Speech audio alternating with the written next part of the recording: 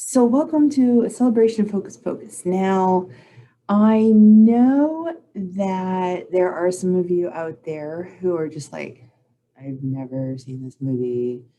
What's the big deal? Why is everybody freaking? What the hell? Why is it on Freeform 1,000 times in October? Don't worry. This is kind of a primer for everyone who has never seen Hocus Pocus.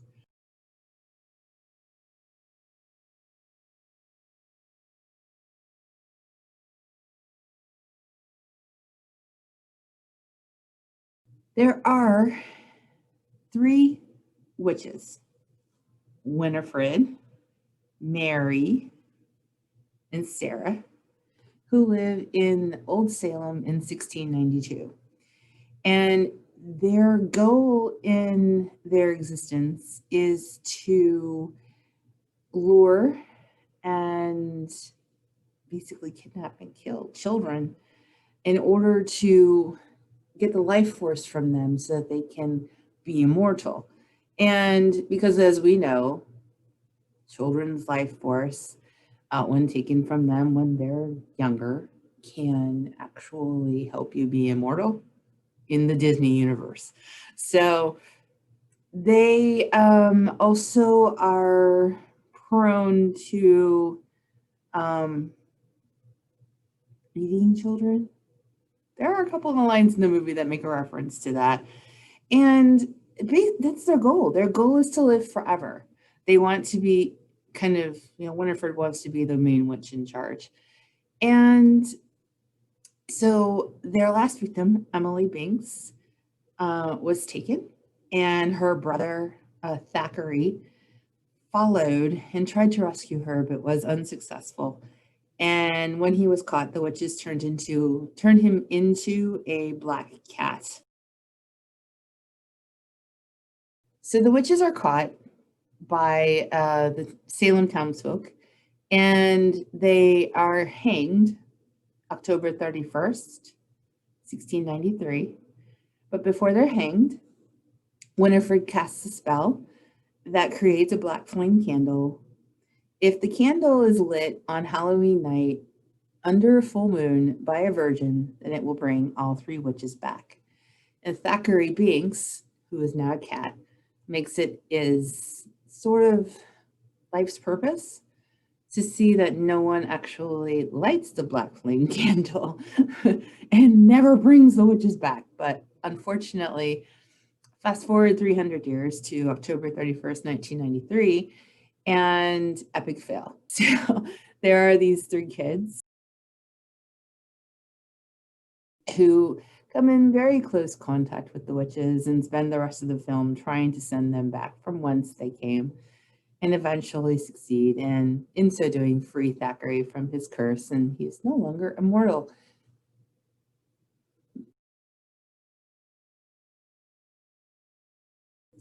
So if you start to think about the film, just based on that little bit of a backstory, kind of a dark film.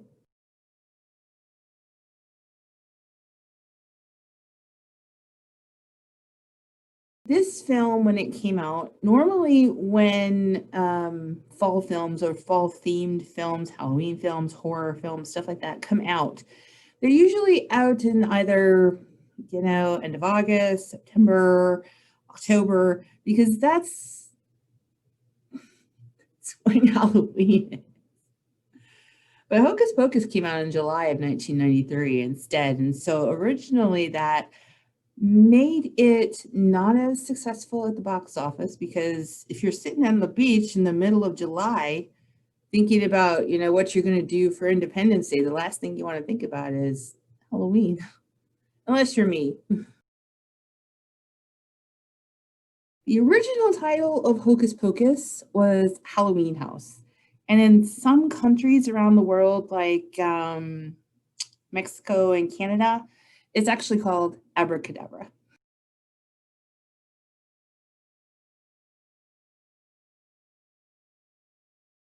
In the original shooting script for Hocus Pocus, there's a lot of really cool stuff. Now, I know I told you originally that this film centers around Halloween and starts on Halloween 1693, But originally, the witches were hanged on July 15th, 1692. So here's some facts. The film is centered on Halloween, 1993. People go to school. There's apparently a full moon. Let me fill you in. In 1993, October 31st was a Sunday.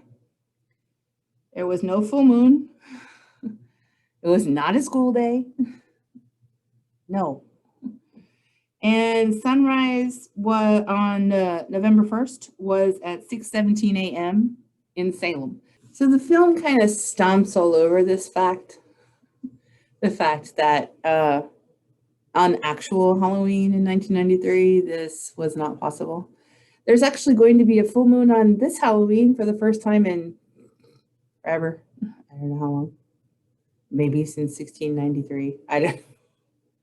And so that's really cool. But in 1993, this is important to just keep in the back of your mind. It doesn't take away from the enjoyment of the film, but you know, it's nice to be educated. So here we go. There are 7 different statues made of the defeated Winnie at the end, which is what the statue is called at the end of the film when Winnie turns to stone before she blows up. There were also 7 sets of clothes for each witch. So each witch had 2 capes. One cape was shorter than the other because when the actresses walked, they needed a shorter cape. But when they were flying on their brooms, if you'll notice, their capes are much longer, and that's for the flowy, witchy beautifulness of the flying.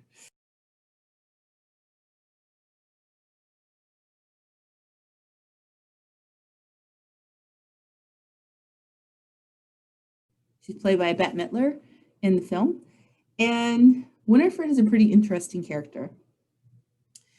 Her powers are she is an advanced witch when it comes to electrokinesis, which is this. Yes, she can manipulate energy through the palm of her hands. She's also an experienced necromancer, which means she can bring people, including herself, back from the dead. Winifred is the eldest sister, if I did not say that. Her father was actually a warlock, which helped double her powers. She sold her soul in return for even more power, and that power came to her directly from the devil himself in the form of book. I cannot do it like Bette Midler, but that's as close as I can get. And it is a magical spell book full of anything you could possibly think of. It tells you how to destroy your enemies, and it also tells you how to protect your enemies from you. In the film, Mary is played by Kathy Najimy. Love her so much. And Mary is the middle sister. Her main power is an extremely heightened sense of smell. This is because Mary's dad is a bloodhound. Just think about that for a second. And then we're going to go right over it. Okay? All right. Anyway, she is sort of the peacemaker of the 3. That's another power she has, power to understand and power to calm, which is hard when you have to deal with Winnie. And she's more competent in the way that she thinks, and she's a little bit more clever than Sarah, the younger sister Sarah. And she's kind of Winifred's right-hand witch, the right-hand chick. In the film is played by Sarah Jessica Parker, and I honestly think this is my favorite role she's ever done. Sarah is the youngest sister. Her father was the town idiot, but at least she wasn't canine. And her main power is the power to lure children, and also the power to kind of lure young men. She has sort of a sort of a sadistic sense of humor in the sense that when she's, oh, please let me play with them, it's more than just the idea of having any kind of relations with boys, as she calls them. She gives the impression that when they're alone, it's not fun. Insert the word torture every time she says the word play, and you'll get a little bit of a deeper understanding about this character.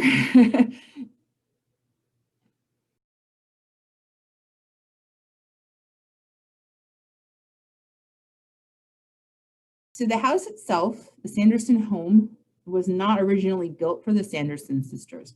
It was built in 1647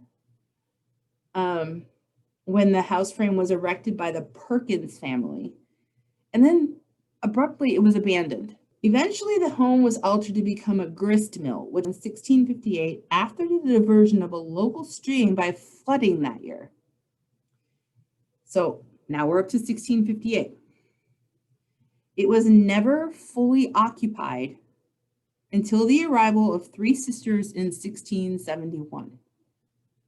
So from 1671 to 1693, the Sanderson sisters lived in this house, okay, and did what they did. They were originally accused of killing farm animals and children for use in casting spells, changing the weather, turning milk sour with a glance, and of course, witchcraft. So in the film, obviously, the Sanderson sisters are witches. Just so you know, as crazy as these charges may sound, they don't sound that far off if you know your Salem history. So yeah. So that is our brief primer about Hocus Pocus and about the Sanderson sisters and a little bit about the film's history and a little bit about the history of the house. I really hope that it intrigues you enough to sit down and, watch Hocus Pocus at least once. I don't know how many hundreds of times I've seen it. And still, the more I read about it and the more I learn about it, the more I learn, the more I understand more stuff. And I'll sit there and go, oh, that makes so much more sense now. Oh, that makes so much. So I hope you enjoyed our primer and stay tuned for more because we got more comments. This is what happens when I get derailed, right before 31 days of Hocus Pocus begins.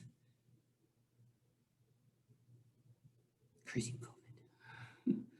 Anyway, so we've got more comments, so stick around. Let's have some fun. Peace, love, and Hocus Pocus. I'll see you guys later.